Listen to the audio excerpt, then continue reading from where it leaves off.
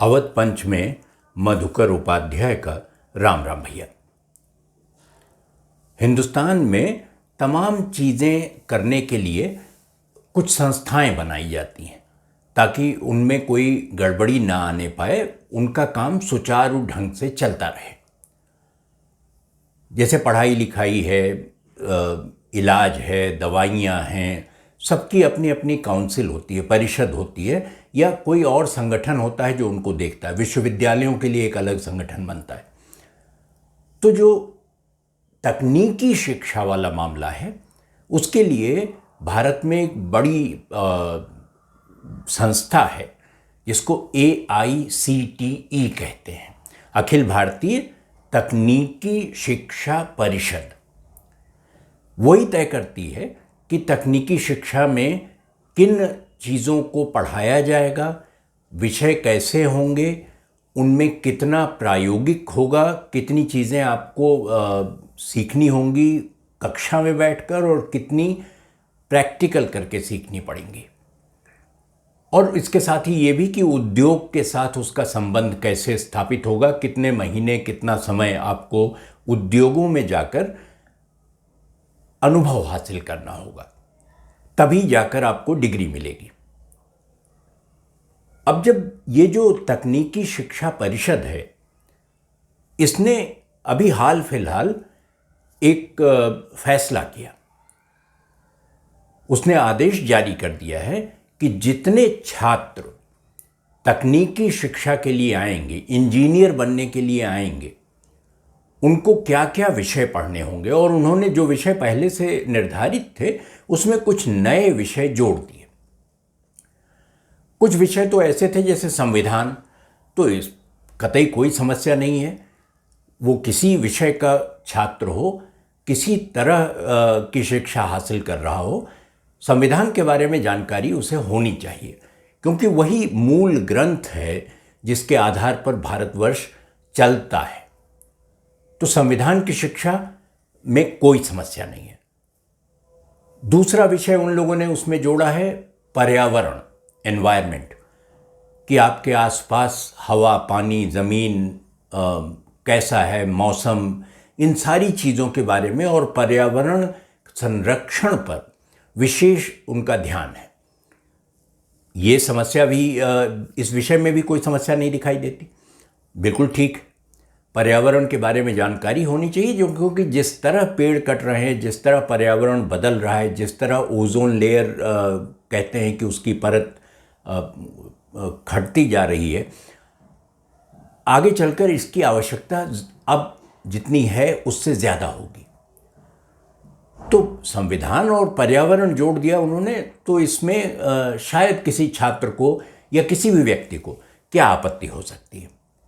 लेकिन इसके साथ उन्होंने कुछ और विषय जोड़ दिए। उन्होंने कहा कि अब किताबी शिक्षा के साथ व्यावहारिक शिक्षा को लगभग बराबर महत्व दिया जाएगा, और जो नियम बदले हैं वो सब इसी सत्र से, जो अब महीने 2 महीने बाद शुरू होगा, लागू कर दिया जाएगा। यानी सब कुछ हो चुका है। अब इसमें देखिए कि जो नए विषय जोड़े गए हैं संविधान और पर्यावरण के अलावा, वो क्या है। उन्होंने कहा कि हर इंजीनियरिंग के छात्र को वेद और पुराण पढ़ने पड़ेंगे। उनका एक अनिवार्य विषय होगा ये।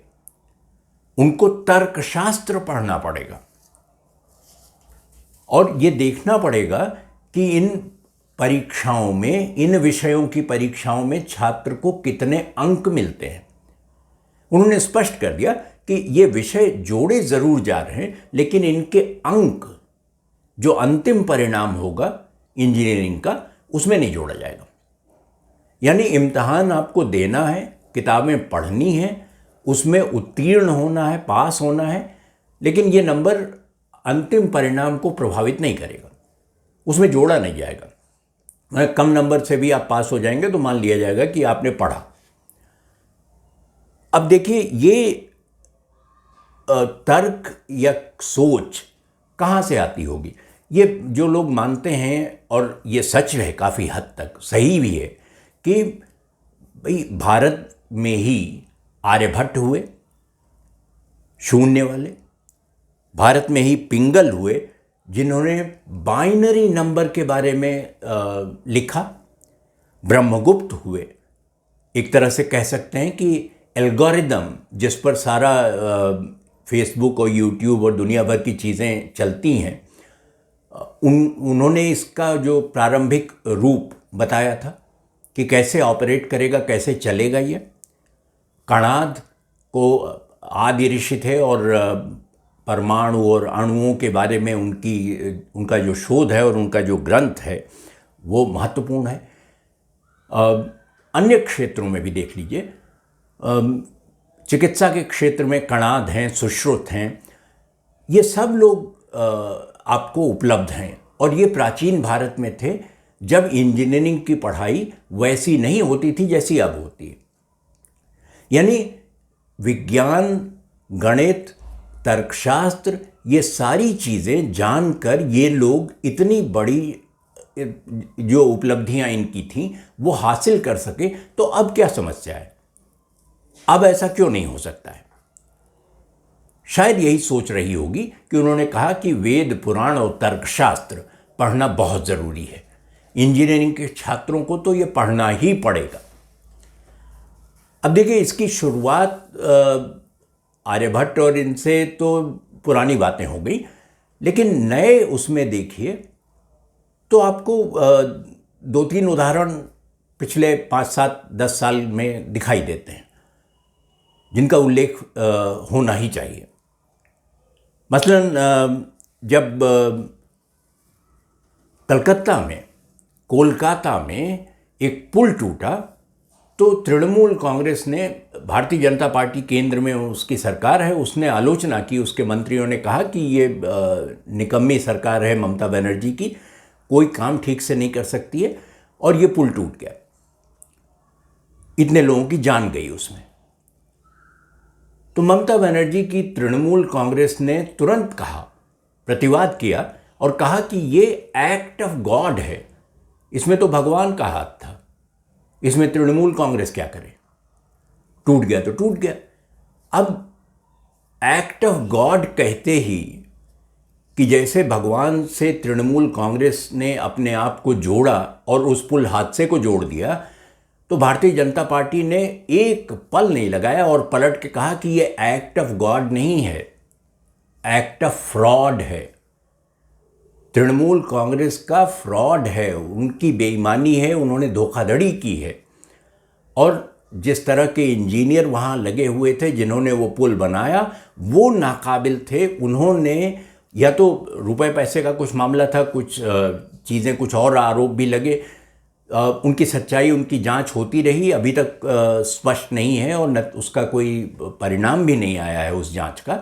लेकिन ये एक्ट ऑफ गॉड और एक्ट ऑफ फ्रॉड में ये पहला संकेत मिलता है जिसमें ये लगता है कि ये अगर उन लोगों ने वेद पुराण पढ़े होते तो कोलकाता का पुल बनाने में वो चूक न हुई होती जो हुई, जिसकी वजह से वो गिर पड़ा। अब दूसरा उदाहरण देख लीजिए। दूसरा उदाहरण बनारस का है। वहाँ एक बड़ा पुल बन रहा था और पुल बनते समय उसका उद्घाटन हो गया, गाड़ियाँ उस पर आने जाने लगीं, लोग चलने लगे, सब ठीक चल रहा था। बनारस जो है वो प्रधानमंत्री नरेंद्र मोदी का लोकसभा निर्वाचन क्षेत्र है, उनका इलाका है। वहाँ ये हादसा हो गया कि वो पुल एक दिन भरभरा कर बैठ गया। अब लोगों ने आलोचना करनी शुरू की कि देखिए, प्रधानमंत्री के निर्वाचन क्षेत्र में ही कोई काम ठीक से नहीं हो पा रहा है, पुल टूट जाता है, तो बाकी जगह का तो कौन पूछे और उसका क्या हाल होगा। तो उसकी एक आनन फान में उसमें भी बहुत सारे लोगों की जान गई। एक जांच कमेटी बनाई गई, कुछ लोगों को निलंबित कर दिया गया, कुछ अधिकारियों को, लेकिन जांच कमेटी ने अपनी रिपोर्ट दी और रिपोर्ट में कहा कि ये हवा जो तेज चली उसी की वजह से, और गाड़ियां चल रही थीं तो वाइब्रेशन हुआ, पुल कांपा, और कांप के टूट गया। यानी उन्होंने सीधे शब्दों में नहीं कहा, लेकिन कहा कि मारुत नंदन, वायु के जो देवता हैं, पुत्र, वायुपुत्र कहे जाते हैं हनुमान, हवा चलने से पुल टूट गया। तेज हवा न चली होती, इतनी गाड़ियां न चलती उस पर, तो कुछ ना होता, न पुल न कांपता न टूटता। अब सोचिए मारुत नंदन उस पुल से नाराज क्यों हुए। उनको पता चल गया कि जो इंजीनियरिंग करके जो छात्र आए हैं, जो लोग यहाँ काम कर रहे हैं, उनको वेद पुराण पता ही नहीं, वो लोग भुलाते जा रहे हैं सब कुछ। अगर उन्होंने ये सब पढ़ा होता तो उन्होंने ये भी अपनी गणना में शामिल कर लिया होता कि इस क्षेत्र में जहाँ ये निर्माण होना है, हवा किस तरह चलेगी, किस दिशा से चलेगी, कितनी तेज चलेगी। अगर ये भी आकलन कर लिया गया होता तो पुल न टूटता, मारुत नंदन नाराज न होते। अब देखिए कि ये घटनाएं सब 2014, 2016, 2017 की हैं, जिनका मैं उल्लेख कर रहा हूं। सरकार के ऊपर आरोप लग रहे हैं कि सरकार जो है ज़बरदस्ती हर चीज़ में वेद पुराण और संस्कृति और ये सब लगाने की कोशिश कर रही है। मुझे लगता है कि ये आलोचना ठीक नहीं है। इंजीनियरिंग की पढ़ाई में बहुत सारा सुधार करने की आवश्यकता है और वो सुधार होने चाहिए, ताकि इंजीनियर कुशल हों और बेहतर हों, और जब पढ़ के निकलें तो उनको कम से कम नौकरी तो मिल जाए। अभी हिंदुस्तान में 3000 के करीब इंजीनियरिंग कॉलेज हैं, जहाँ से लगभग आप समझिए 7 लाख इंजीनियर हर साल पढ़कर निकलते हैं। ये तो एक आंकड़ा हुआ। दूसरा आंकड़ा, उसमें से नौकरी कितने को मिलती है, काम कितने लोगों को मिलता है। तो काम मिलता है 3.5 लाख लोगों को, यानी आधे लोग अनपढ़ रह जाते हैं, बिना नौकरी के रह जाते हैं, भटकते रह जाते हैं।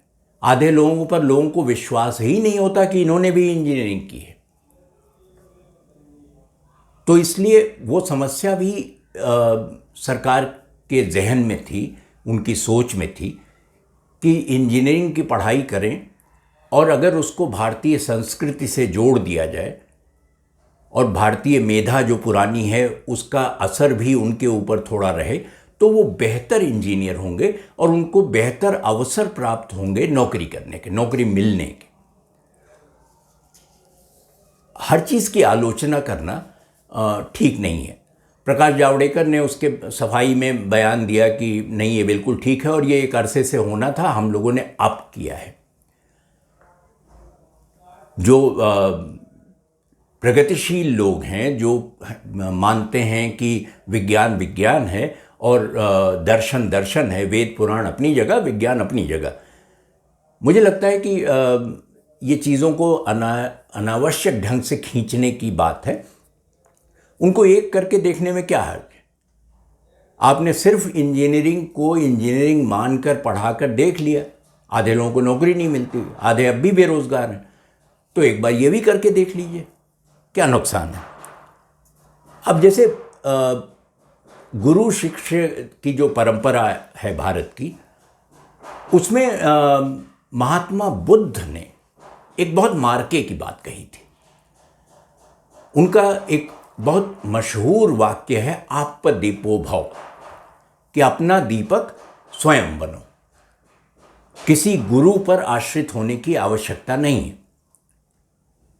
यानी वो ये कह रहे हैं कि कोई आपको कुछ बताता है तो उस पर आंख मूंद के विश्वास मत करिए, अपने आप ढूंढिए, क्योंकि जो गुरु आपका हाथ पकड़कर आपको चलना सिखाता है वो दरअसल आपकी बैसाखी बन जाता है, और बहुत दूर तक अगर वो हाथ पकड़ के आपका चलता रहा तो हो सकता है कि आप अपने आप चलना ही भूल जाएं, तो वो उल्टा उसका असर हो जाता है। अब देखिए, पुल को ये भरोसा था कि ये जो खंबे हैं जिस पर वो टिका हुआ है वो टिके रहेंगे। पुल की बैसाखी वही खंबे थे जिन पर वो पुल बना था। चूंकि वो बैसाखी के सहारे रहने की उनको आदत हो गई थी पुलों को, तो एक दिन बैसाखी हटी और वो नीचे गिर पड़े। तो आप दीपो भव, और आप दीपो भव तभी हो सकता है जब आप अपनी संस्कृति से जुड़े रहें। ये महान सोच है और ये कल्पनातीत थी कुछ बरस पहले तक। लोग सोच नहीं सकते थे कि भारतीय संस्कृति और दर्शन को इंजीनियरिंग से जोड़ा जा सकता है। ये बिल्कुल चमत्कारिक है और इसका स्वागत किया जाना चाहिए। नतीजा क्या निकलेगा वो बाद में देखा जाएगा। तो भैया, आज अवध पंच में इतना ही है। अगले अंक में मिलेंगे तो किसी और विषय पर चर्चा होगी। तब तक आप अवध पंच देखते रहिए, अपनी प्रतिक्रिया से हमें अवगत कराते रहिए। लिखिए awadhpanch@gmail.com पर, और हम आपके सुझावों, आपकी प्रतिक्रिया के आधार पर कार्यक्रम में जो भी परिवर्तन करने होंगे, आवश्यक होंगे, करेंगे। तो अगले अंक में भेंट तक के लिए मुझे, मधुकर उपाध्याय को अनुमति दीजिए। राम राम भैया।